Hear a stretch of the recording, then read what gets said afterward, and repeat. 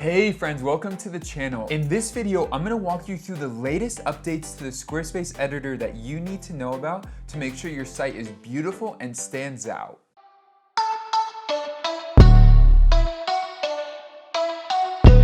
Alright, I'm here on my demo website and I want to show you one major change that has happened to the interface, which is the menu is changing.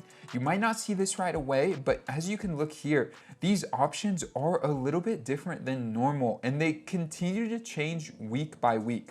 One thing you'll notice is when you hit website, this takes you into all your page content, your member area, and then also there's these options down here, system pages and website tools. So there's a lot of updates here because they never had system pages built in like this before. And then website tools, this takes you to all the important things you need for your code injection, your custom CSS, and then two additional pieces here for your mobile information bar and your cookie and visitor data. This used to be scattered everywhere through the backend in your settings, in your design panel, but now there's no longer a design panel.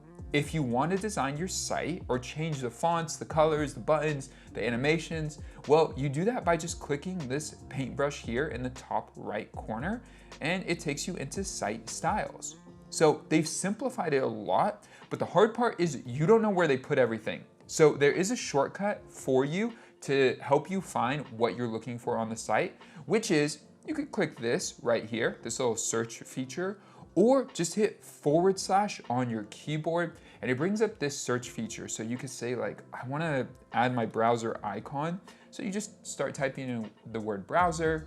You'll see here, it comes up, you could click on that, and then boom, you could go in there and update it. The major thing to note here is that design is gone, and then settings is like everything. They have like, there's a lot of information here for settings, like business information is all in here. So they've changed a lot of different things. But the key thing to know here is that if it existed a few weeks ago before this change, it still exists. You just have to find it. So just hit / do a quick search and you should be able to pull it up.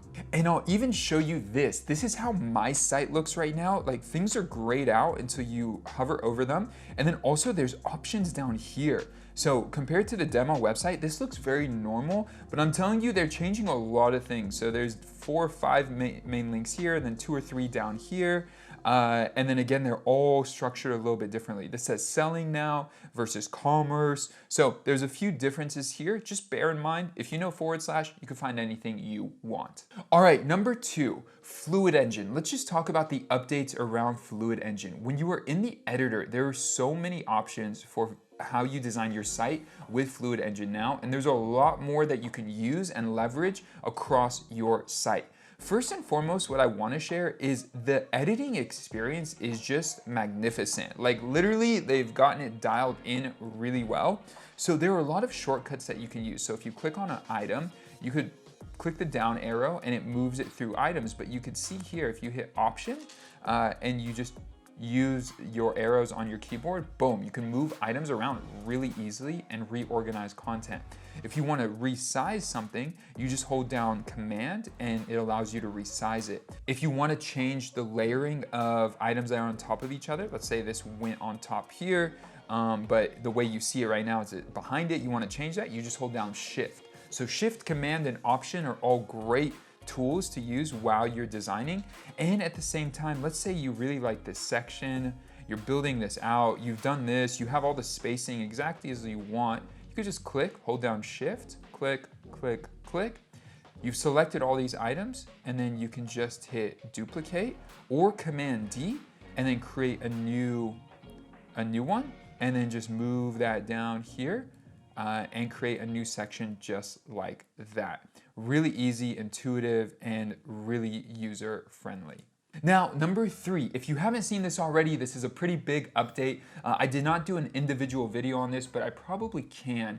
When you go in to edit a section, you now have these options way down here for styling and adding in a divider. Now the divider adds 2 key elements. Number 1, you could add some type of motion instead of just a straight line that breaks the section, which we'll walk through all of those now. And then number 2 is you could add a stroke, a line to differentiate between the 2 sections.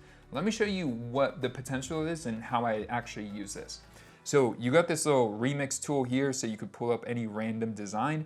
But if you just click into this, you'll see you have these 8 initial designs to start with. And then once you choose a design, you could then fluctuate how you want it to look overall and how you want it to align, all of that. There's a lot of different elements here. Honestly, the only one I really use, there might be some cases that I use different ones, but is actually this one right here, where I'll push this to 150. So it's just a slight angle, it doesn't have to be extreme. And then the height is small. I don't want it to take up a ton of space like this. This is just very excessive. So I'll just put it to 150 custom and then height small. And then going back, typically I don't have background images anymore for sections. I'll add in a stroke and the stroke will be small. You can't see it because it's the same purple. Let me change it there. You could kind of see it. Let me change it to black. You could see it a little bit better.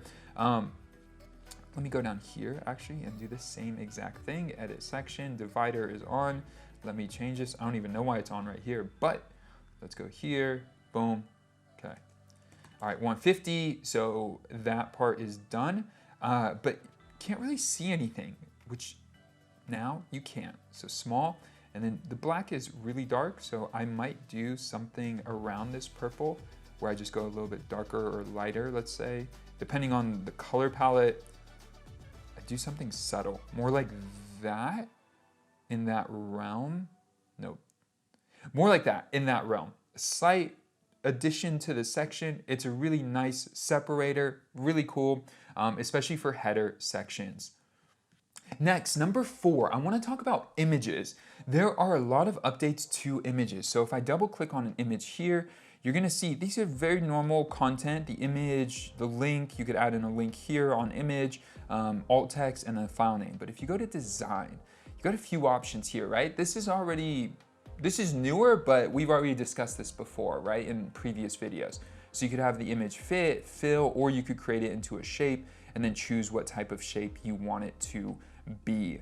But when you go back, if you go to fill here, there's some other options that are newer that are pretty cool.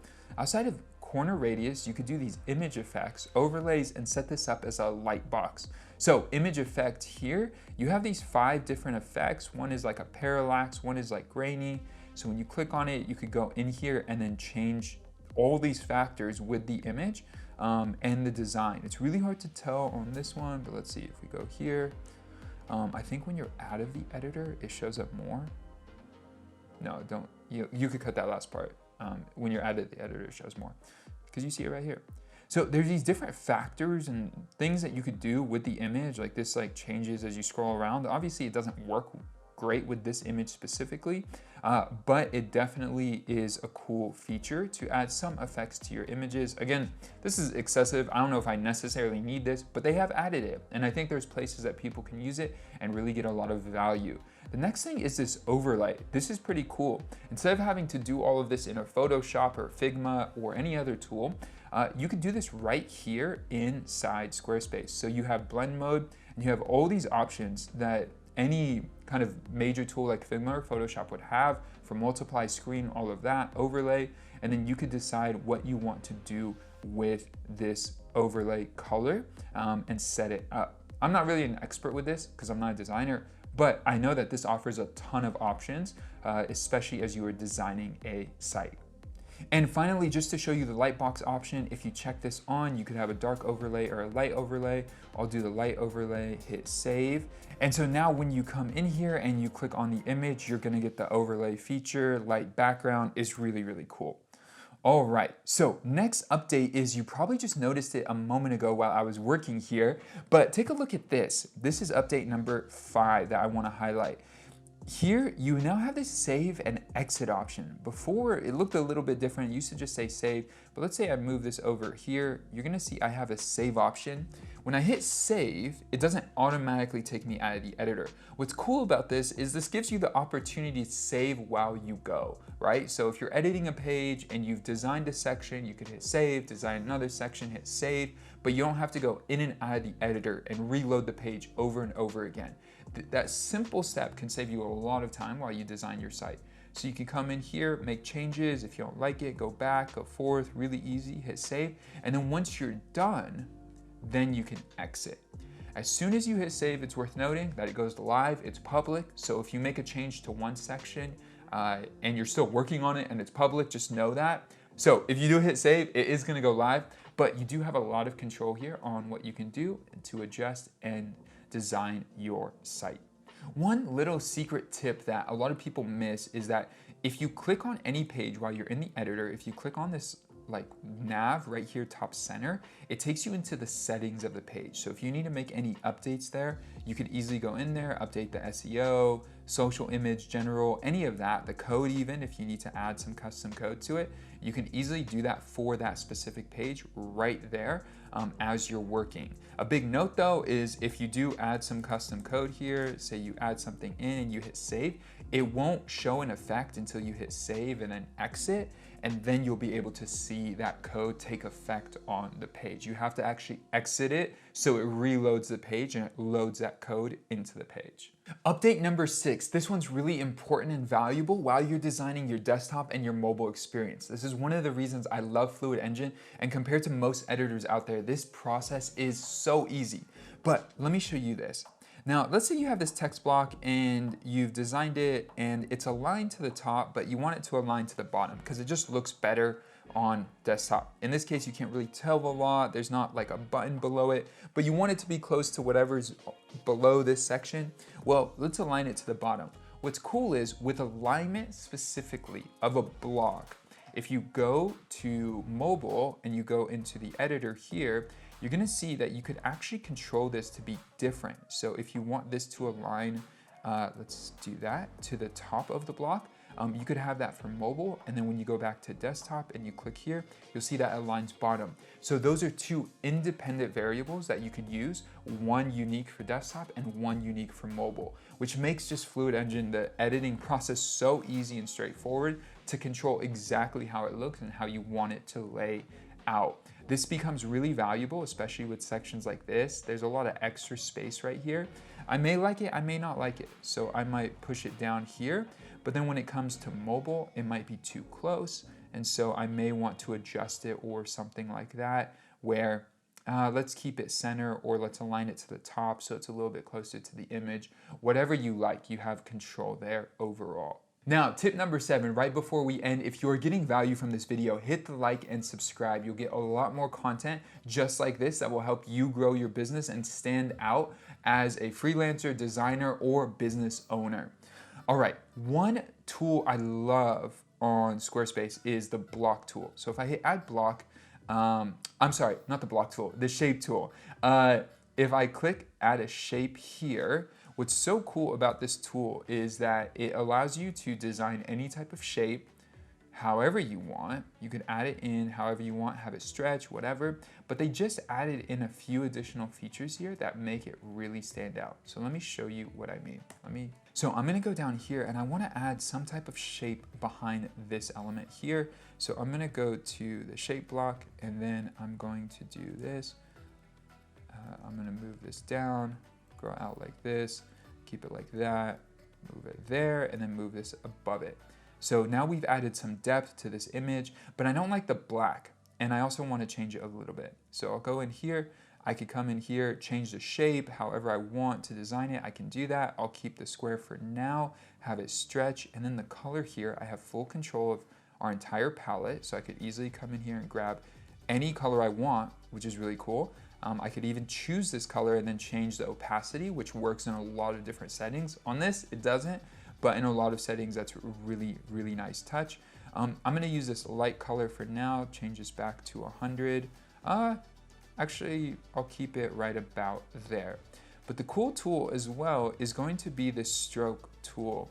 So let me show you why that's valuable. I'll click and I'm gonna just duplicate this. I'm gonna move this here, and then I'll set this up like that as a block around this text. Well, now I can do this thing where maybe for the background, I just set it to completely be transparent, but then I could set up a stroke and set up a line around the box, around the content here, exactly how I like. So I can have it like that. It's thin, drop shadow, that's cool. Border radius, I'll do 30. Boom. Now we've added this cool section border to the content. I'd probably leave some space between the elements there. And then is this set up to fill? I want to do fit. Cool. And it's aligned that way. Then I'll align this up here. Boom. So now I just designed this section, added some cool elements. I'll actually do 30 here as well. So it's a really cool feel that you get to design and start to build. Probably don't need this here in this section now with this, but these two can look really cool together. Or I would do something like this, maybe make this just a little bit smaller so that this doesn't take up so much space. And then make this smaller like that. Just go there. Boom. Full control, looks really nice. It's a great addition. There's a lot that you could do to design this and make it your own unique feel throughout the editor. So thanks for watching, and I'll see you guys in the next video. Peace.